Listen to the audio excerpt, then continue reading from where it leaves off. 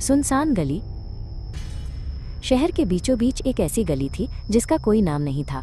लोग उसे बस सुनसान गली कहते थे कि जो भी रात में उस गली के आखिर तक गया वो कभी वापस नहीं लौटा। अरुण, एक नौजवान जिसे सस्ते किराए के कमरे की सख्त जरूरत थी, इन कहानियों से बेखबर उस गली में रहने आ गया। उसे गली के बीच में एक कमरा मिल गया। मकान मालिक रामलाल एक बूढ़ा और चुपचाप रहने वाला आदमी था।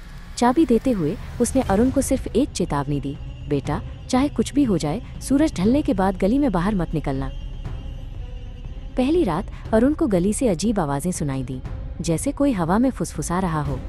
उसने रामलाल की चेतावनी को याद कर खिड़की से पर्दा हटाकर देखने की हिम्मत नहीं की और सोने की कोशिश करने लगा। अगली कुछ रातें वो फुसफुसाहट और तेज हो गई। अब ऐसा लग रहा था जैसे कोई उसका नाम पुकार रहा हो, लेकिन आवाज साफ नहीं थी।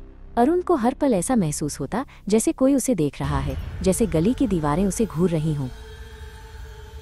एक रात डर और जिज्ञासा के बीच उसने खिड़की के कोने से झांकने का फैसला किया। उसने गली में एक लंबा धुंधला साया देखा। उस साये का कोई चेहरा नहीं था और वो धीरे धीरे गली के अंत की ओर बढ़ रहा था, जैसे किसी को बुला रहा हो।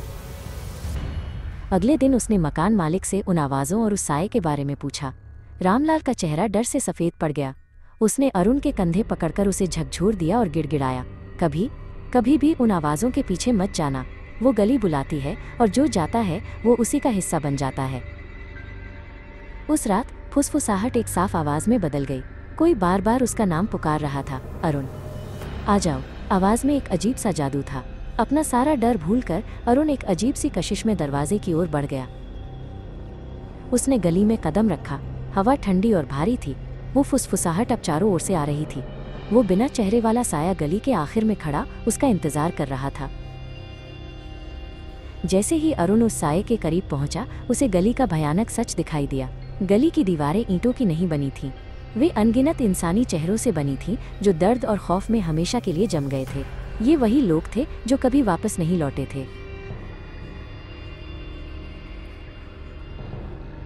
अगली सुबह रामलाल ने फिर से उस कमरे के बाहर किराए के लिए खाली है का बोर्ड लगा दिया। उसने एक पल के लिए उस सुनसान गली को देखा और उसकी बूढ़ी आंखों से एक आंसू लुढ़क गया। गली की फुसफुसाहट में अब एक नई जानी पहचानी आवाज़ शामिल हो गई थी।